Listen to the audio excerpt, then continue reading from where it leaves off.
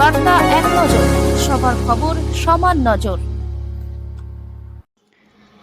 আগামীকাল সিঙ্গুরে মুখ্যমন্ত্রী মমতা বন্দ্যোপাধ্যায় বিশাল জনসভা উপলক্ষে সিঙ্গুর জুড়ে চলেছে জোর কদমে প্রস্তুতি।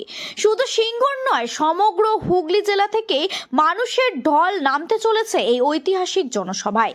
এই জনসভাকে সফল করে তুলতে আজ প্রস্তুতি সভার বিভিন্ন দিক ঘুরে দেখলেন আরামবাগের সাংসদ মিতালি বাগ, সপ্তগ্রাম বিধানসভার বিধায়ক তপন দাশগুপ্ত, মন্ত্রী বেচারাম মান্না, হুগলি শ্রীরামপুর সাংগঠনিক তৃণমূল কংগ্রেসের সভাপতি ও বিধায়ক অরিন্দম গুই, হুগলি জেলা পরিষদের সভাধিপতি রঞ্জন ধারা, আরামবাগ প্রাক্তন বিধায়ক ও হুগলি জেলা পরিষদের সহ সভাধিপতি কৃষ্ণচন্দ্র সাত্রা, হুগলি জেলা পরিষদের কর্মাধ্যক্ষ সুবীর মুখার্জি এবং নেতৃত্বের এই পরিদর্শনে কর্মীদের মধ্যে নতুন উদ্দীপনা ও আত্মবিশ্বাস সঞ্চারিত হয়েছে।